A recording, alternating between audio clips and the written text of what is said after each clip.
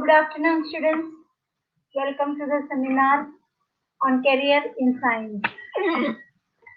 Okay, आज हम बात करने वाले हैं जेई मेंस और नीट के ऊपर ज्यादा, लेकिन उसके पहले मुझे आपको एक बैकग्राउंड देना जरूरी है। भाई, आपने साइंस लिया है तो what are the options that are available to you? आपके पास क्या क्या ऑप्शंस है? ज्यादातर हमारे दिमाग में आता है मेडिकल इंजीनियरिंग, लेकिन इसके अलावा भी बहुत सारे ऑप्शंस है। स्टूडेंट्स आजकल सोचते हैं कि भाई हम कुछ अलग करना चाहते हैं, क्योंकि कैसा है कि इंजीनियरिंग करते करते कोई कोई बोलते हैं कि हमको इंजीनियरिंग में इंटरेस्ट नहीं है, हमको बायोटेक्नोलॉजी में जाना है, हमें रिसर्च में जाना है। तो उस हिसाब से हम कुछ बताएंगे आज। Today we will discuss about the different career options that are available to you. So let me start by welcoming you people. Okay, I hope everybody is able to see. Okay, welcome parents and students on seminar in career in science.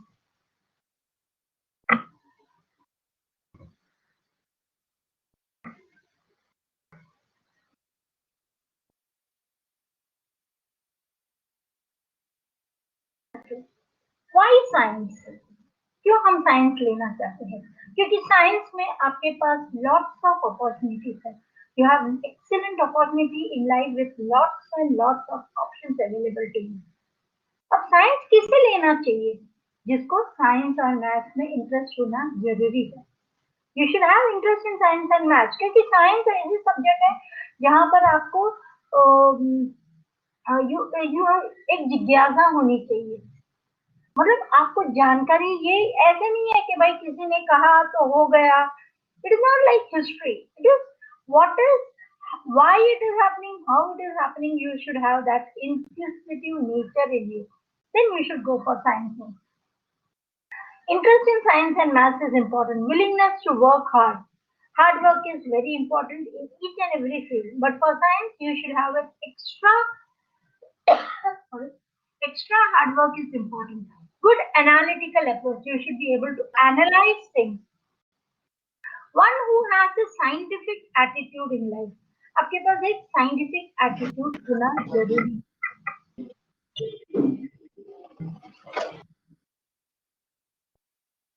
Okay. Now, what are the subjects that you take in science? One is language is compulsory. Optional languages, any foreign language you can take, like French, German, or you can take Marathi, Hindi. And अगर आप language पढ़ के थक गए हैं तो आप IT के लिए भी जा सकते हो।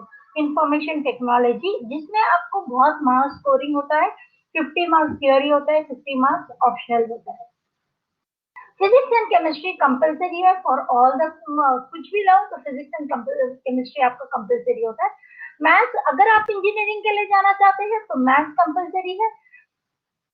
और बाइफोकल सब्जेक्ट अगर आप लेना चाहते हैं तो बहुत अच्छी बात है। अगर आप इंजीनियरिंग के लिए जाना चाहते हैं तो I would request that you should go for bifocal subject like computer science is there and electronics is there. So main, there are many different options also available in bifocal subject also.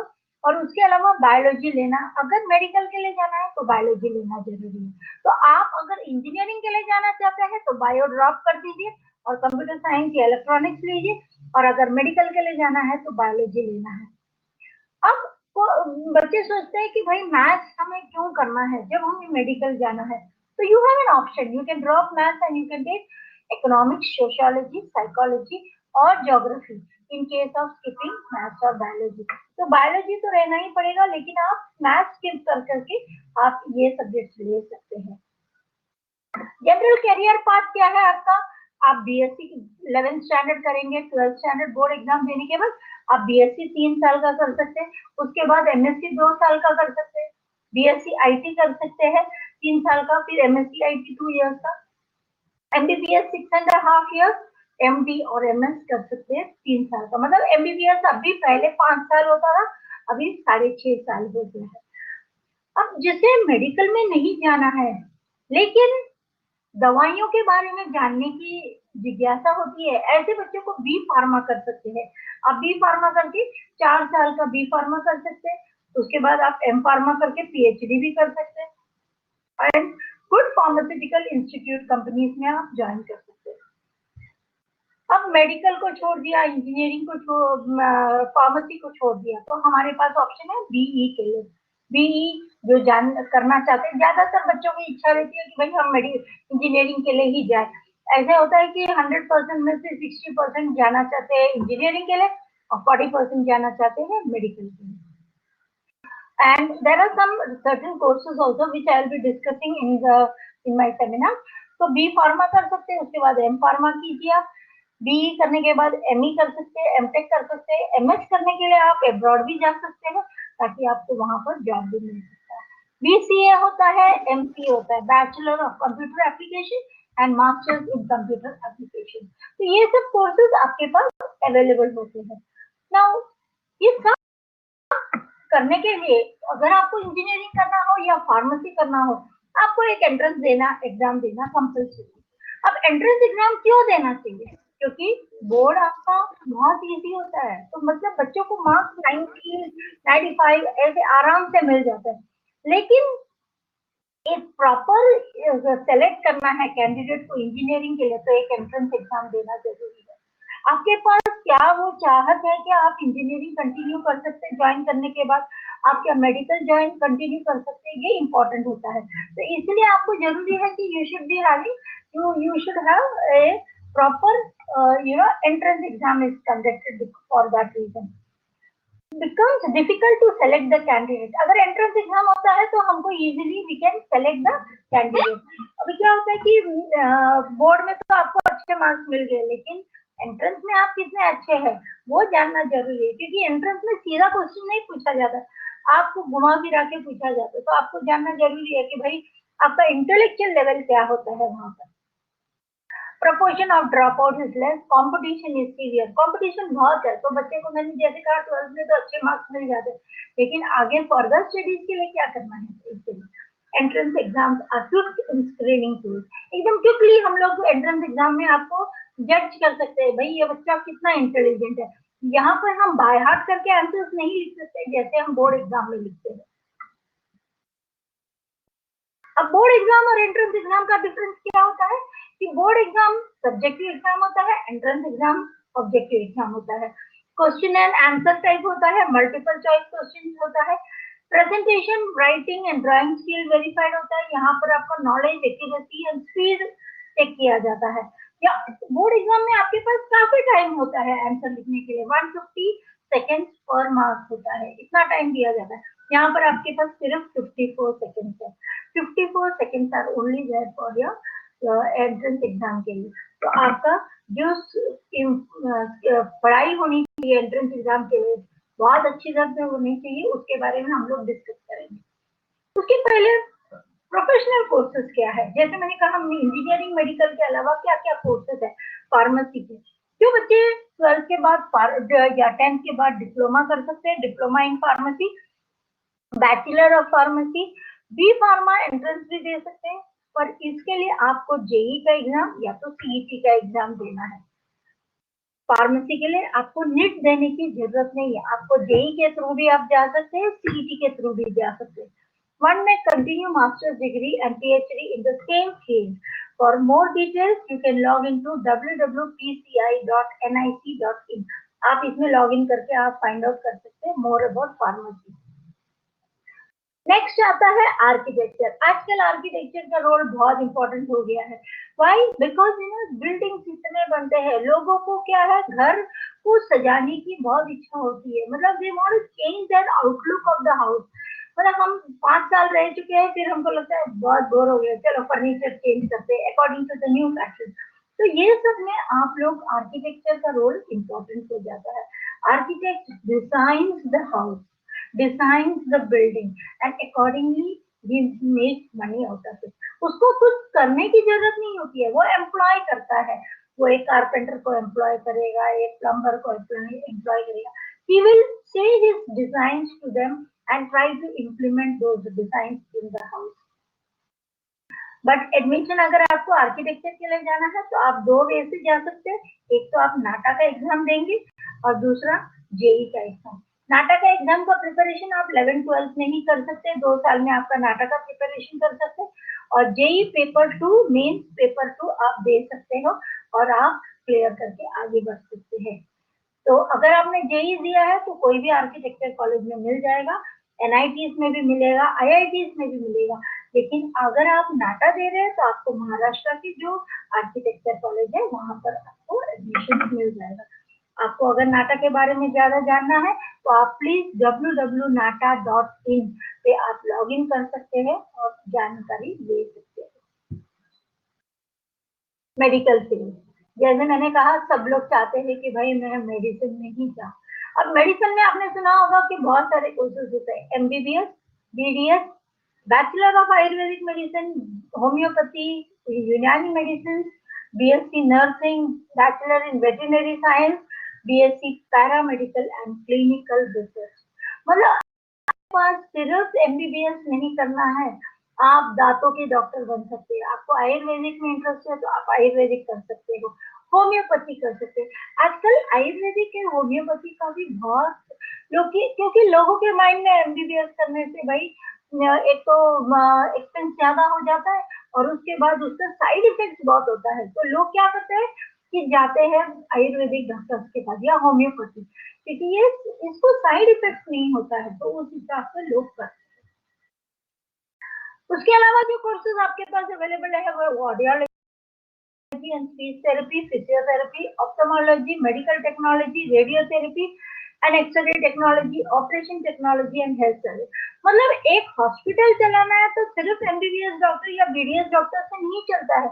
उसके अलावा आपके पास होना चाहिए audiology and speech therapy, physiotherapy, ophthalmology होना चाहिए, medical technology होना चाहिए, रेडियोथेरेपी होना चाहिए, ऑपरेशन टेक्नोलॉजी। ये सब वाले फील्ड वाले लोग होंगे तभी एक हॉस्पिटल चल सकता है। So these are the different courses for which you can go through, you can do diploma as well as you can take a degree in this. अब एंट्रेंस एग्जाम कौन से देने पड़ते हैं अगर आपको मेडिकल या मेडिकल एंट्रेंस एग्जाम कौन से हैं? नीट का एग्जाम देना है, AIIMS all India institute of medical science, AFMC, BHU, BHU होता है Banaras Hindu university, CMC Vellore, MGIMS Wardha है Mahatma Gandhi institute of medical science, Manipal university and Jawaharlal institute of post graduate medical education and research. मतलब आप ये एग्जाम देके आप मेडिसिन करने के लिए आगे जा सकते हैं, लेकिन ये एग्जाम देना जरूरी है। अब इसकी पढ़ाई जो होती है वो एक ही तरीके होती है, ऐसा नहीं कि भाई नीट की मैं अलग पढ़ाई करूँ, एम्स की अलग करो। एम्स सबसे टफेस्ट होता है, सेकंड होता है एएफएमसी और थर्ड होता है नीट। लेकिन आजकल एएफएमसी में भी आप नीट के मार्क्स के थ्रू आप ले सकते हैं। एएफएमसी का फुल फॉर्म है arm force medical college. Is that clear?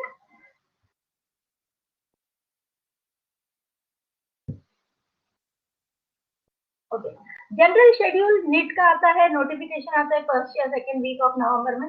ये साल थोड़ा लेट हो गया है, लेकिन हर साल नवंबर के महीने में आ जाता है। एग्जाम कंडक्ट होता है 15 मई के करीब, तो इसलिए हमने कहा है फर्स्ट या सेकंड वीक ऑफ में। एग्जाम पैटर्न होता है MCQ, 1 correct answer type, negative marking ratio 4:1, मतलब 4 मार्क अगर राइट है तो 4 मार्क और रॉन्ग है तो -1। मैक्सिमम मार्क्स होता है 720। सब्जेक्ट होते हैं फिजिक्स, केमिस्ट्री, बायोलॉजी। बायोलॉजी को 2 में डिवाइड किया गया है, बॉटनी एंड जियोलॉजी। तो फिजिक्स में कितने क्वेश्चन होंगे? 45 क्वेश्चन। मार्क्स कितने होंगे एक क्वेश्चन के? 4 मार्क। केमिस्ट्री में 45 क्वेश्चन, 4 मार्क एक क्वेश्चन के। बॉटनी में 45 क्वेश्चन, 4 मार्क। जियोलॉजी में 45 क्वेश्चन, एक आंसर राइट होगा तो 4 मार्क, रॉन्ग होगा तो -1। तो 3 घंटे का ये होता है लेक्चर, 3 घंटे का एग्जाम होता है। आप इसके वेबसाइट देख सकते हैं ntaneet.nic.in में आप जाके और इंफॉर्मेशन ले सकते हैं, लेकिन ये मेडिकल का जनरल इंफॉर्मेशन है।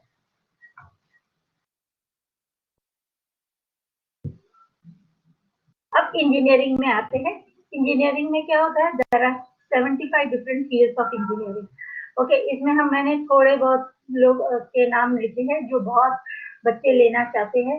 Electronics, aeronautical, biotechnology, computer, electronics and telecommunication, electronics, mechanical, aerospace engineering, इसके अलावा भी बहुत सारे इंजीनियरिंग के कोर्सेज अवेलेबल हैं, जैसे है केमिकल टेक्नोलॉजी हुआ, या टेक्सटाइल इंजीनियरिंग हुआ, या petrol oil and petroleum engineering हुआ। तो ये सब इंजीनियरिंग के लिए आपको अगर जाना है तो आपको एक जेई एंट्रेंस एग्जाम देना जरूरी है। नाउ जेई पहले कैसा था, साल में एक बार होता था अप्रैल के महीने में, उसके बाद सीबीएसई बोर्ड ने क्या किया, 2 बार कर दिया, मतलब जनवरी में भी बच्चा एग्जाम दे सकता है, अप्रैल में भी दे सकता है।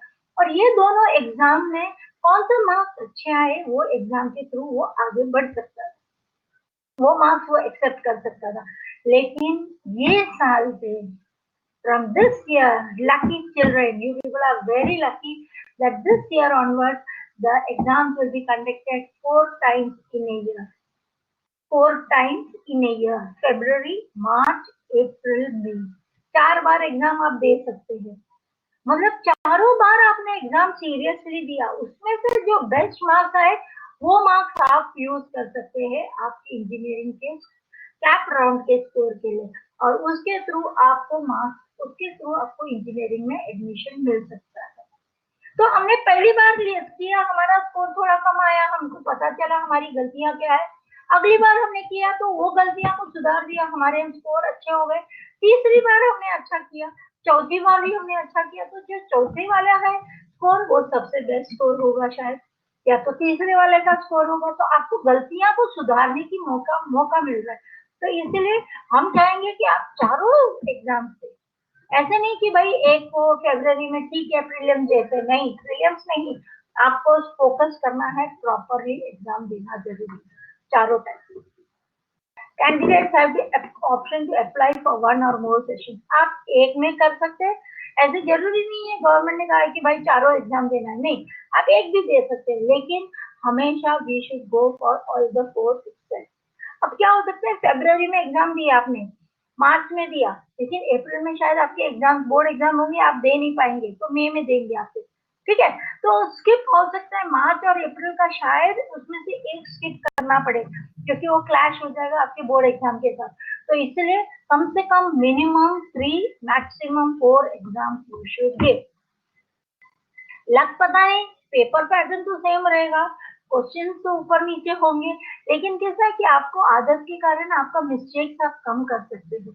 ओके, तो सेशन 1 होने वाला है 23 to 26 फरवरी को, सेक्शन 2 होगा 15 to 18, सेशन 3 होगा 27 to 30 अप्रैल, और सेशन 4 होगा 24 to 28 May. So best of the 221st NTA scores will be considered for preparation of merit list ranking. तो आपका जो मार्क्स आता है उसके हिसाब से आपका मेरिट लिस्ट आएगा, मेरिट लिस्ट के हिसाब से आप ये क्लियर कर सकते हैं। अभी तो ये साल से तो क्वेश्चन पेपर आपके रीजनल लैंग्वेज में भी आने वाले हैं, तो जो बच्चे सोच रहे हिंदी मीडियम वाले हो या मराठी मीडियम वाले कैसे होंगे, उनको भी समझने के लिए क्वेश्चन पेपर रीजनल लैंग्वेज में भी मिलेगा, इंग्लिश में भी मिलेगा, तो वो आपके ऊपर है, आप कौन सा प्रेफरेंस करना चाहते हैं। अब सब्जेक्ट तो 3 ही है जेई के लिए, physics, chemistry and mathematics. 2 sessions for each subject, section A, section B. Section A में 20 क्वेश्चन है एमसीक्यू से, और 10 न्यूमेरिकली वैल्यू बेस्ड क्वेश्चन है सेक्शन बी में। ऑल द 20 क्वेश्चन जो सेक्शन ए में आएगा वो सब कंपलसरी है, नेगेटिव मार्किंग अप्लाई होगा, करेक्ट होगा तो 4 मार्क्स, रॉन्ग होगा तो -1। ओके, और सेक्शन बी में 10 न्यूमेरिकल क्वेश्चन आने वाले हैं, और उसमें से आपको सिर्फ 5 अटेंड करना है, और यहाँ पर नेगेटिव मार्किंग नहीं है, no negative marking, ratio is 4:0। 25 question for each subject, 100 marks per subject. Exam will be of total 300 marks. Exam कितने मार्क्स का होगा, 300 मार्क्स का होगा, मतलब फिजिक्स, केमिस्ट्री, मैथ एक एक सब्जेक्ट में सिर्फ 25 क्वेश्चन होंगे। आप देख सकते हैं उसमें से न्यूमेरिकल 20 मार्क का आएगा, और 10 मार्क का न्यूमेरिकल आएगा, और 10 मार्क में से आपको सिर्फ 5 मार्क का अटेंड करना है। तो exam will be of total 300 marks. Result will be declared as percentile. JEE advance will be in the month of May. तो आप लोग एक बार ये एग्जाम दे चुके हैं, आपके मार्क्स अच्छे आए तो आप जेई एडवांस के लिए भी जा सकते हो। और जेई एडवांस अगर आपने क्लियर किया तो आप कहाँ पहुंचेंगे, सीधे आईआईटी में, जो हर माँ बाप का ड्रीम होता है कि भाई मेरा बच्चा आईआईटी में पढ़े। फिर हम जाते हैं, आगे बढ़ते हैं सीईटी में। ओके, सीईटी होता है इंजीनियरिंग एंड फार्मेसी के लिए होता है। ये notification 4th week of December में आएगा और 1st वीक ऑफ जनवरी तक रहता है। एग्जाम डेट 1st या 2nd वीक ऑफ मे में होता है। पैटर्न एमसीक्यूज होता है, 1 करेक्ट आंसर है। इसमें एक खुशी की बात है कि 200 मार्क का पेपर होता है, पर लेकिन there is no negative marking. Physics, chemistry, math, botany and zoology 3 hours timing होता है। तो 1.5 घंटा आपको फिजिक्स और केमिस्ट्री के लिए मिलता है, 1.5 घंटा मैथ्स के लिए और 1.5 घंटा बायोलॉजी के लिए। जो बच्चे इंजीनियरिंग के लिए जाना चाहते हैं वो पीसीएम देंगे, और जो बच्चा मेडिकल के लिए जाना चाहता है, या फार्मेसी के लिए या नर्सिंग के लिए या वेटरनरी साइंस के लिए, आप मेडिकल के लिए, फार्मेसी, वेटरनरी साइंस के लिए अगर आपको जाना चाहिए तो आपको सीईटी देना कंपल्सरी है। पीसीबी देखिए, आप वेटरनरी और नर्सिंग के लिए जा सकते हैं। पहले जैसे नर्सिंग, बीएससी नर्सिंग के लिए आपको वेटरनरी कुछ नहीं करना पड़ता था, लेकिन अभी वो पॉसिबिलिटी नहीं है। Selection for IIT pass 12th standard. अभी अगर आपको आईआईटी में जाना है तो मार्क्स तो आपको अच्छे लाने हैं, उसके साथ आपको 12th बोर्ड में 75% आना जरूरी है। अगर 75% में आए और टॉप 20% में आए तो आप लोग जेईई मेंस का एग्जाम दे सकते हैं, और उसमें 2,45,000 2,45,000 students are selected.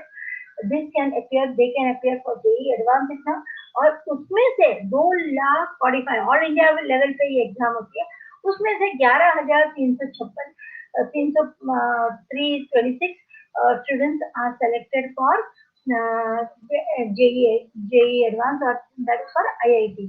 So there are 23 IITs है आपके पास। कितने total IIT all over India? 23। तो आपके मार्क्स के हिसाब से आपको चॉइस दिया जाएगा। सबसे पहला नंबर पे आता है मुंबई के, तो most of the students prefer Mumbai IIT। Okay, IIT Mumbai, but it is depend upon the mark. It also depends upon the stream. There are different streams available in all the IITs. About 15 से 20 IIT की अलग अलग streams आपको available है। आप choice कर सकते हैं आपको किसमें जाना है, कौन सा बेस्ट यूनिवर्सिटी, कौन सा बेस्ट इंस्टीट्यूट है, वहां पर आपको एडमिशन लेना है।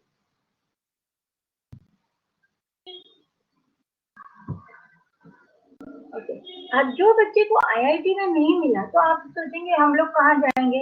हम लोग के पास ऑप्शंस है, एनआईटीज है, NIITs, IIITs, government colleges, autonomous and private colleges, ऐसे कॉलेजेस है। जैसे मुंबई में VJTI नंबर 1 है, SPIT है, फिर आपके पास यूनिवर्सिटी UCTIT है, Somaiya Vidya Vihar, Saint Xavier's, Saint Francis, ये सब कॉलेजेस है इंजीनियरिंग के, और अच्छे कॉलेजेस हैं जहाँ पर प्लेसमेंट होती है। हमारा जब भी कॉलेज हम चूज करते हैं, हमारा ये ध्यान रखना जरूरी है भाई ये कॉलेजेस में क्या कैंपस रिक्रूटमेंट होगा, क्या जॉब मिलेगा क्या, क्योंकि हर कॉलेज में कैंपस रिक्रूटमेंट नहीं होता है। तो सेलेक्टेड कॉलेजेस में कैंपस रिक्रूटमेंट होता है, हमें वहीं पर जाना है। अब इम्पोर्टेंट आती है tips for cracking entrance exam. आपको क्या क्या जरूरी है जानना। एक तो deep knowledge of the subject के बारे में अच्छी तरह से जानकारी होनी चाहिए। Clear your basic concept, fast reading and grasping, आपको फटाफट पढ़ने को आना चाहिए। जैसे कहा आपके पास 45 सेकंड है एक आंसर करने के लिए, तो आपको स्पीड में पढ़ने को आना चाहिए और उसको करने को आना, तो you should be able to crack. Formula सब बाय हार्ट होना चाहिए, टिप ऑफ द टंग होना चाहिए, गुड रीजनिंग एबिलिटी होना चाहिए, solving maximum number of MCQs from each chapter. कितने आपने एमसीक्यूज सॉल्व किए उतने आपको फायदा होने वाला। Mastering the technique of solving the MCQs, memorisation on finger tips, prepare memory maps and concept sheet. अब यहाँ पर एक चीज जानना जरूरी है, very important for a student who is going for NIT and JEE, it is very important that आप खुद का नोट्स बनाएं। एक खुद का नोट, सेल्फ नोट्स बनाना जरूरी है। हम क्लासेस में पढ़ाते हैं तो हम क्लासेस के हिसाब से हमारा नोट्स देते हैं, बराबर। अब जब आप पढ़ रहे हैं तो आपको बहुत सारे बुक्स रेफर, कभी तो एग्जाम के टाइम पे आप नहीं कर सकते, तो आपको एक अपना खुद का नोटबुक होना चाहिए। वहां पर आपने चैप्टर नाम लिखा, सर्कुलर मोशन। अभी सर्कुलर मोशन आपने एनसीईआरटी टेक्स्ट बुक रीड किया, वहां से जो जो पॉइंट्स आपको इम्पोर्टेंट लगे वो डाल दीजिए।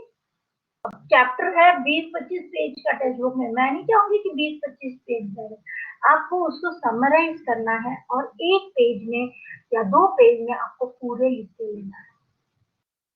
फिर आपने दूसरे बुक रेफर किए एनसीईआरटी के, वो एनसीईआरटी में से जो पॉइंट्स अच्छे अच्छे हैं, मतलब इम्पोर्टेंट लग रहे हैं, उसको निकालिए, डालिए नोटबुक में आपके। और इम्पोर्टेंट एमसीक्यूज, आपको लग रहा है ये क्वेश्चन मैंने 100 एमसीक्यूज किया, ये क्वेश्चन इम्पोर्टेंट लग रहे हैं, उसको डाल के रख दीजिए, या इम्पोर्टेंट फॉर्मूलाज डाल के रख दीजिए। और ये सब आपको कैसे टेबल फॉर्म में बना सकते हैं आप, या कॉन्सेप्ट मैप बना सकते हैं, या शॉर्टकट में लिख सकते हैं, लेकिन आपका हर एक चैप्टर शॉर्टकट में होना जरूरी है। ऐसे नहीं कि एक नोटबुक में एक लिखा, दूसरे नोटबुक में दूसरा, नहीं। आपके पास एग्जाम के टाइम पे एक नोटबुक होना चाहिए, 400 पेज का नोटबुक होना चाहिए, ब्लॉक बुक जैसे, और उसमें हर एक चैप्टर का एक इंडेक्स बनाना जरूरी है। Circular motion page number 1 to 4, gravitation page number 5 to 10। अब ये, अब जब एग्जाम के टाइम पे, एंट्रेंस एग्जाम के टाइम पे सिर्फ आपको वो नोटबुक को रेफर करना है, उसके अलावा कुछ नहीं करना है। आप कभी टेक्स्ट बुक नहीं ढूंढ सकते, एनसीईआरटी की बुक्स नहीं ढूंढ सकते, आपने पूरे कॉपी किए हुए अच्छी तरह से लिखना है। ऐसे नहीं कुछ भी लिख दिया, हैंडराइटिंग इतनी गंदी है कि आप खुद नहीं पढ़ पाएंगे, नहीं, आपको उसको डेकोरेट करके अच्छी तरह से लिखना जरूरी है। वो करने के बाद आपका एक खुद का सेल्फ नोट्स होगा, तो पढ़ने में आपको इजी पड़ेगा। और ये सेल्फ नोट्स आप लास्ट के 3 महीने में आपको यही रेफर करना है, और जो बच्चा खुद का सेल्फ नोट्स बनाता है वही आगे बढ़ता है, वही आगे बढ़ता है। हम क्लास में नोट्स देते हैं, वो आप लिखते हैं, बराबर है, अच्छी बात है, पर हम चाहते हैं कि जब आप पढ़ाई करें तो आपको खुद के नोट्स होने चाहिए। Now very important another thing which I would like to tell over here is, you should make your daily sheet schedule, daily schedule होना चाहिए आपका। आप चाहे दिन में पढ़ सकते हो, रात को पढ़ सकते हो, वो आपके बॉडी लैंग्वेज, आपके बॉडी के हिसाब से होता है, मतलब आप चाहते हैं कि टाइमिंग आप डिसाइड कीजिए। अब आप लिख के रखिए आपको क्या क्या पॉइंट्स पे ध्यान देना है। एक तो आपको 6 घंटा सोना जरूरी है, 6 to 7 आवर्स, इससे ज्यादा नहीं, लिख के रख दीजिए, 6 to 7 आवर्स स्लीप होना चाहिए। आप 11:30 से 5:30 बजे तक सो सकते हैं, एक साथ सोना है। ऐसे नहीं कि टुकड़े टुकड़े में सोना नहीं है, टुकड़ों में सोओगे तो आपकी नींद बराबर नहीं होगी, आप फ्रेश नहीं होगी। आपको एक फिक्स करना है, 11:30 to 5:30 I will sleep properly, एक साथ स्ट्रेच में। ऐसे नहीं कि 5:30 बजे उठ गया, फिर थोड़ा देर पड़ा, फिर सो गए, फिर उठा, फिर नहीं, सॉरी, एक फ्रेश रहना चाहिए। फिर आपको 6 घंटा एवरेज टाइम आपको पढ़ाई का होना चाहिए, पढ़ने का, रीड करने का, स्टडी करने का टाइम कितना होना चाहिए, कम से कम 6 घंटा, कम से कम 5 से 6 घंटा आप ले लीजिए, आपका खुद का स्टडी टाइम होना चाहिए। फिर आपको प्रैक्टिस करना चाहिए। अभी आपने न्यूमेरिकल्स किया होगा, मैथ्स का, फिजिक्स का, तो एक प्रैक्टिस में आप न्यूमेरिकल्स प्रैक्टिस कर सकते हो, एमसीक्यूज प्रैक्टिस कर सकते हो, या आपको लिख के करना है। ये कम से कम आपको 5 घंटा, ये इसके लिए भी आपको डिनोट करना है, तो वेरी इंपॉर्टेंट। एंड देन 3 घंटा या 2 से 3 घंटा आपको नोट मेकिंग करना है, सेल्फ नोट मेकिंग। तो 6 घंटा आपको सोना है, 6 से 7 घंटा, 6.5 घंटा आप सो सकते हो, या आपके बॉडी के ऊपर डिपेंड होता है आप कितना जाग सकते हो। दूसरा आपका पढ़ाई का, खुद का पढ़ने का टाइम होना चाहिए, पढ़ाई मतलब सेल्फ स्टडी होना चाहिए, रीड करने, वो 6 घंटा होना चाहिए। प्रैक्टिस होना चाहिए 6 घंटा, और नोट मेकिंग कम से कम 2 घंटा। मतलब आज जो आपने पढ़ा है, सपोज आज सर ने पढ़ाया इलेक्ट्रोमैग्नेटिक इंडक्शन, या आपने लेक्चर अटेंड कर लिया, खुद से पढ़ाई कर लीजिए 2 घंटा, फिर एक आधा घंटा का टाइम निकालिए, नोटबुक में पूरे समरी कर दीजिए, बस फिर आप वो समरी खाली पढ़ेंगे और आगे कुछ नहीं पढ़ना है आपको बाद में। तो सेल्फ नोट मेकिंग, जो बच्चे टॉपर्स होते हैं वो सेल्फ नोट मेकिंग में ज्यादा फोकस करते हैं, और उससे उनका मार्क्स बहुत अच्छा आता है, they get very good percentage, तो it is very important. Secondly, मैं यहाँ पर थोड़ा टिप्स देने की बात कर रही हूँ जेई नीट के लिए, तो थोड़ा सा एक और चीज बताना चाहूंगी। पहले तो नोट मेकिंग और ऑर्गेनाइज स्टडी शेड्यूल मैंने बता दिया आपको। अब जब पेपर आता है आपका, जब जेई का पेपर आएगा या नेट का पेपर आएगा, तो आपको कैसे करना है? ओके, जेई का टाइम को आपको डिवाइड करना है, पहले 45 मिनट, फिर 1.5 घंटा, फिर बाकी का टाइम। अब क्वेश्चन पेपर जैसे आ गया तो आपने देखा फर्स्ट क्वेश्चन आपको आता नहीं, छोड़ दीजिए, टेंशन मत लीजिए। सेकंड क्वेश्चन आपको आता है, फटाफट वो आंसर कीजिए। थर्ड नहीं आता है, फोर्थ आ रहा है, करिए। फिफ्थ आ रहा है, करिए। सिक्स कर रहे, सेवंथ करिए। 8 9 नहीं आ रहा है, छोड़ दीजिए। आता है लेकिन टाइम लगेगा, उसमें कैलकुलेशन करना पड़ेगा, छोड़ दीजिए। इस तरह से आप सीक्वेंस फॉलो नहीं करना कि भाई मैं 1 के बाद 2 ही करूंगी, 2 के बाद 3 करूंगी, नहीं। आपको उस हिसाब से करना है जो आपको आता है। पूरा 45 मिनट में आपको जो आंसर आता है वो पूरा कर दीजिए। मतलब आपके पास जो क्वेश्चन दिए हैं 90 क्वेश्चन है, 90 क्वेश्चन को आप प्रॉपरली जो जो आता है वो करिए, वो एक 45 मिनट में हो जाना चाहिए। उसके बाद जो 1.5 घंटा का टाइम रहेगा आपका, उसमें आप क्या करेंगे, जो क्वेश्चन आपको नहीं आ रहा था लेकिन टाइम कंज्यूमिंग था, वो क्वेश्चन पे फोकस कीजिए और वो क्वेश्चन को सॉल्व कीजिए। वो क्वेश्चन को आपको टाइम लग रहा है तो वो कर लीजिए आप, 1.5 घंटा का टाइम दिए। फिर आपका जो 45 मिनट बचेगा, और वो 45 मिनट या हाफ एन आवर जो बचेगा, उसमें आप क्या करेंगे, जो नहीं आता था वो क्वेश्चन को उठाइए और करिए, वो क्वेश्चन को सॉल्व कीजिए। जब वो क्वेश्चन को आप सॉल्व कर रहे हैं तो आपको एक चीज याद रखना, यहाँ ये छोटी सी एक टॉप टिपिंग होती है कि भाई 4 ऑप्शन दिया रहता है, A B C D. Generally होता है कि ए ऑप्शन आता ही नहीं है, ऑप्शन जो आता है बी और सी में ही आता है ज्यादातर। ये थोड़ा सा एक टेक्निक है, हम लोग ने ये एनालाइज किया हुआ है, जो ये जेई के पेपर्स आए हैं उसमें ये एनालाइजेशन हुआ है किस तरह से ये आंसर होते हैं, तो कौन सा ऑप्शन ज्यादा एग्जामिनर देना चाहता है, तो ज्यादातर बी और सी होता है। तो आपको लग रहा है कि बी और सी थोड़ा सा वर्क करके आप देख सकते हैं, फॉर्मूला डाल के हो सकता है, तो वो क्वेश्चन को अटेम्प्ट कीजिए। अगर श्योर है तो, या तो छोड़ दीजिए क्योंकि नेगेटिव मार्किंग होता है इसमें, याद रखना। तो उस हिसाब से नेगेटिव मार्किंग के लिए मत जाइए, श्योरिटी है तो उसके ऑप्शन में डालिए। Am I clear? So how you are going to divide your exam time also?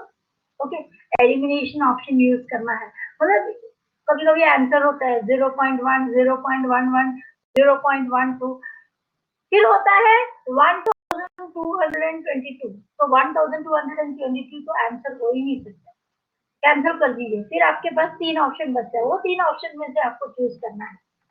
तो इस तरह से आप एक एलिमिनेशन मोस्ट प्रोबेबली ऑप्शन में जाना है। दूसरा इंपॉर्टेंट चीज है, you are to study smart, smartly study कीजिए। ऐसे बुक लेके बैठना नहीं पढ़ने के लिए, आपको पढ़ना है, आपको समझना है, और आपको आधा घंटा भी पढ़ेंगे चलेगा, लेकिन quality is important. I'm telling you, quality is important, but in this 2 years, you have to do it so well. 2 साल अच्छी तरह से मेहनत करेंगे तो आपकी जिंदगी बन जा सकती है। आपका जो सपना आप देख रहे हैं, भाई मैं इस तरह से जीऊंगी, मैं ये करूंगा, वो सपना ये 2 साल के मेहनत पे आप पूरा कर सकते हैं। So I would request that you people should work hard only for 2 years, so that once you get into an engineering college, you are going to enjoy life like anything. आगे बढ़ते हैं। जैसे मैंने कहा, tips and tricks, shortcut methods बहुत important होता है। Regular lectures आपको अटेंड करना है, इंटरैक्टिव ऑडियो विजुअल क्लासरूम में बैठना है, आपको आपके डाउट्स पूछने हैं क्लास में। Making use of advance technology, advance technology, mobile हम रहते हैं पर मोबाइल में हम क्या करते हैं, गेम खेलते हैं। उसको न खेलते हुए हम मोटिवेशनल लेक्चर्स हम देख सकते हैं, और भी प्रॉब्लम्स क्या है वो सॉल्व कर सकते हैं, अलग अलग वे के किस तरह से फिजिक्स के प्रॉब्लम सॉल्व करने हैं, ये सब हमें यूट्यूब में मिलता है। यूज करिए ना वो यूट्यूब को। यूट्यूब किसके लिए बनाया है, आपके लिए बनाया हुआ है, तो आप उसको यूज कीजिए ताकि आप अलग अलग प्रोफेसर के लेक्चर्स देख सकते हैं। ये जरूरी नहीं है कि मेरे प्रोफेसर के लेक्चर देखिए, बाहर वाले प्रोफेसर के भी लेक्चर देखिए, आपको जानकारी और हो सकती है। रेगुलर टेस्ट करना जरूरी है, एक सेल्फ एनालिसिस करना जरूरी है, भाई मैं कहाँ गलत कर रहा हूँ, मैं कहाँ मिस्टेक कर रहा हूँ। हम क्या करते हैं, हमको सर्कुलर मोशन चैप्टर अच्छा लगता है, हम वही पढ़ते रहते। हमको इलेक्ट्रॉनिक्स पसंद नहीं है क्योंकि उसमें ज्यादा न्यूमेरिकल है, छोड़ देते हैं, नहीं sorry, you have to do both the things properly at the same time. Remember, जो difficult है उसको भी crack करना जरूरी है. Analyze your answer sheet. हम पेपर लिख लेते हैं लेकिन हम एनालाइज नहीं करते हैं. Okay, analysation important. मैं कहाँ गलत किया. हम क्या करते हैं, पेपर्स मिला, हाँ, अरे I got 47 out of 50, great, fine, paper लेके रख दिया. नहीं, सॉरी, 3 मार्क कहाँ गया मेरा. इससे आपको फाइट होना चाहिए. How will I get this 3 marks, where did I lose this 3 marks. This 3 marks has to be conquered by you in the next paper. It is very important for you. Is that clear. और guidance के लिए आपको आपके teacher के पीछे पढ़ना जरूरी है. ऐसे नहीं मैंने लेक्चर अटेंड कर दिया बस काफी हो गया. नहीं, डाउट पूछिए ना. टीचर्स क्राइटेरिया होते हैं. टीचर्स को खुशी कभी मिलती है जब बच्चा डाउट पूछता है. आप लोग को लग रहा होगा कि सर क्या सोचेंगे मेरे बारे में, मैंने क्वेश्चन पूछा तो सर को डाउट अच्छा लगेगा कि नहीं, बाकी बच्चे क्या बोलेंगे. सॉरी, हम टीचर्स के अंदर की बात मैं बता रही हूँ. मेरे टीचर्स के और कोई भी टीचर्स को अच्छा लगता है जब बच्चा डाउट पूछता है. हमारे जमाने में थे टीचर्स को लगता है ये क्या है क्वेश्चन पूछ नहीं पाया. लेकिन आजकल के यंग जनरेशन टीचर्स में ऐसा है कि भाई डाउट पूछो, पूछो तो अच्छा लगता है और वो क्लियर करने में हम लोग तैयार होते हैं हमेशा.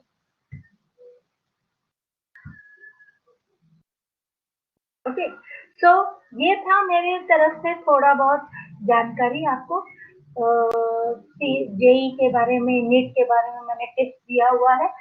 अब मैं चाहूंगी कि आप लोग ने सुना ये, thank you very much. But आपके पास कुछ क्वेरीज है तो आप पूछ सकते हो.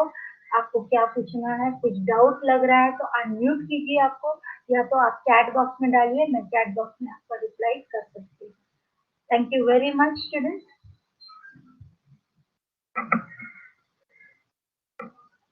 ठीक है, आपका क्वेरी क्या है पूछिए. हर्षाली, जैतून, कीर्तना, नंदिनी, नीतू, प्रिया, सत्यम, श्रेया, श्रुति, स्मिता, स्नेहा, एसपी, सुप्रिया, विशाखा, विवेक. आप लोग का जो भी डाउट है मैं पूछने तैयार हूँ. आपको आंसर करने के लिए आप पूछ सकते हो. पूछिए. क्या विवेक.